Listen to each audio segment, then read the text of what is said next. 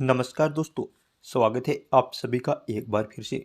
दोस्तों, अगर आप अपनी लाइफ में कुछ नया सीखना चाहते हैं तो मेरे साथ ज़रूर बने रहिएगा और मेरे चैनल को लाइक करिएगा, शेयर करिएगा, सब्सक्राइब करिएगा ताकि मेरा हर नया वीडियो आप तक आता रहे। दोस्तों, जैसा कि आपने स्क्रीन पर पढ़ा है कि इस संसार में केवल दो अंधे और दो राहगीर और दो गरीब कौन हैं, तो उन्हीं प्रश्नों के उत्तर लेकर मैं आज फिर से आपके साथ उपस्थित हुआ हूँ। तो चलिए दोस्तों, आपका ज़्यादा समय नहीं लेते हुए वीडियो शुरू करते हैं।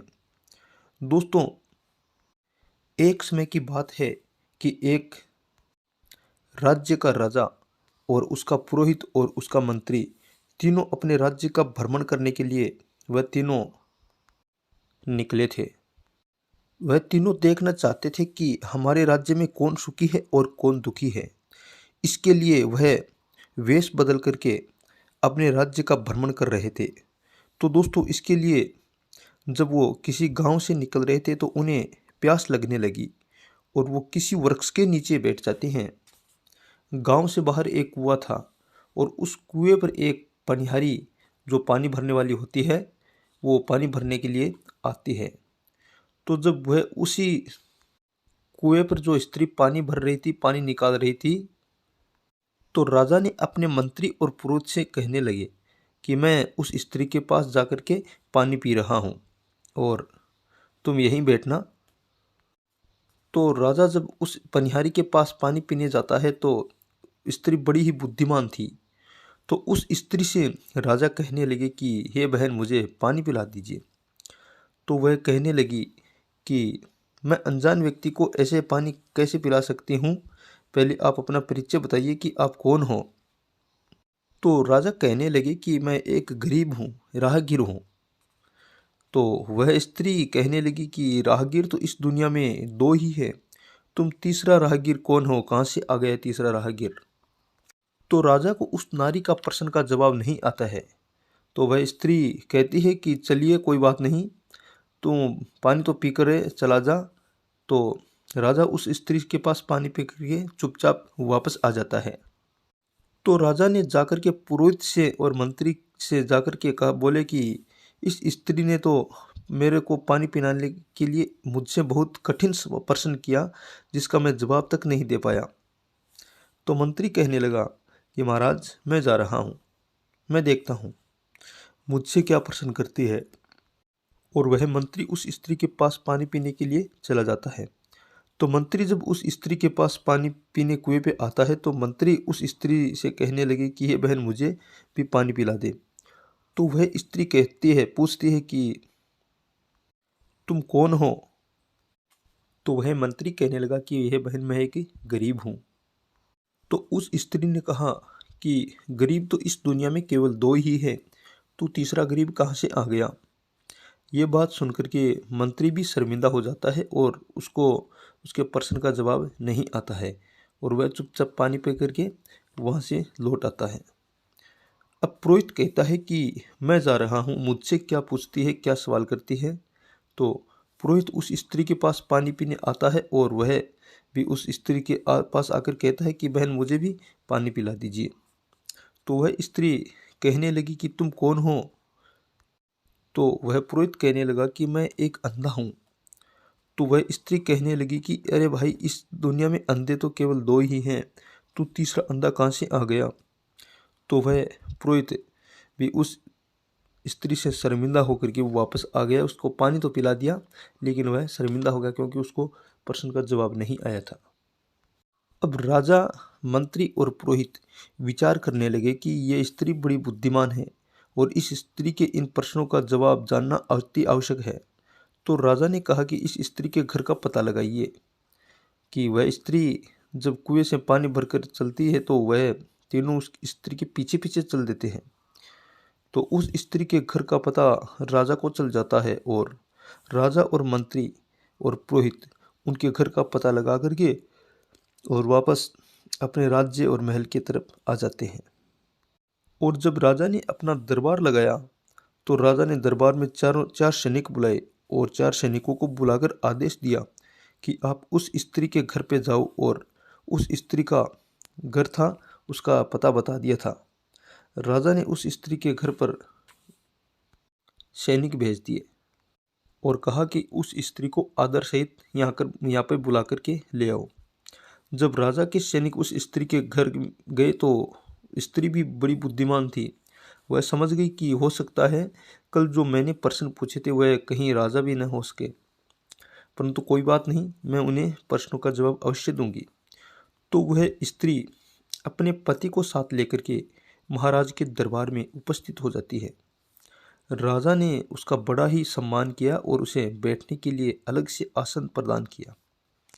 तो वह स्त्री आसन पर बैठ गई और राजा ने उनके प्रश्नों को पूरी सभा में सबके सामने दोहराया कि इस स्त्री ने कल मेरे को पानी पिलाते समय मुझसे और मेरे मंत्री और पुरोहित से 3 प्रश्न पूछे थे।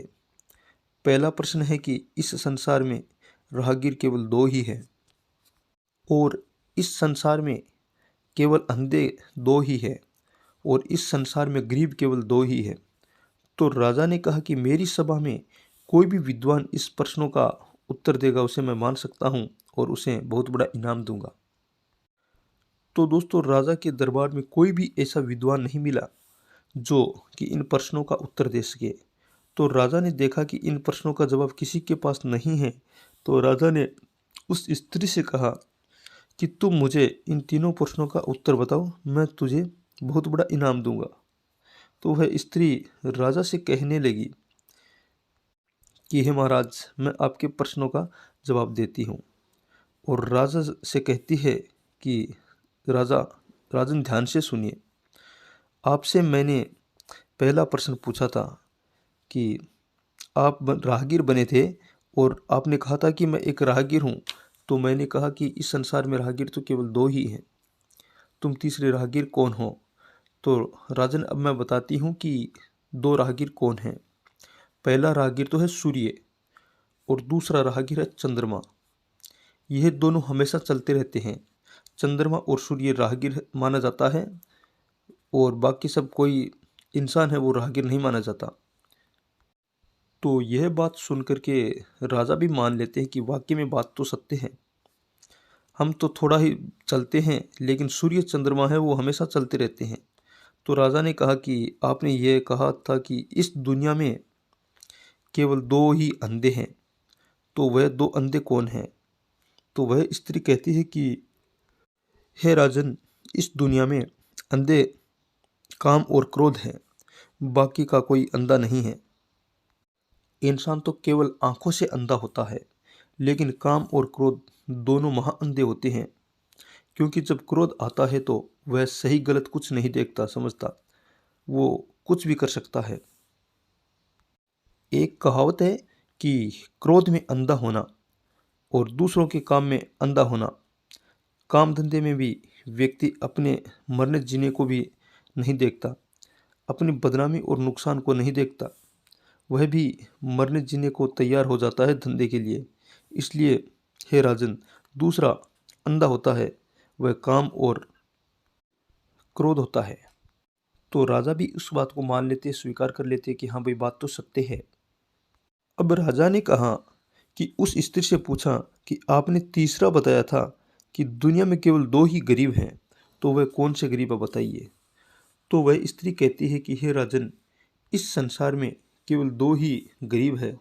सबसे पहला गरीब है बैल, क्योंकि पुराने समय में जब बैल से हल चलाते थे तो बेचारा बैल है वो भूखा प्यासा हल चलाता था और न तो वह आपसे इंसान से कुछ कहता और न कुछ शिकायत करता। वो भूखा प्यासा चुपचाप अपना हल चलाता था जवाड़ा जोतते हुए।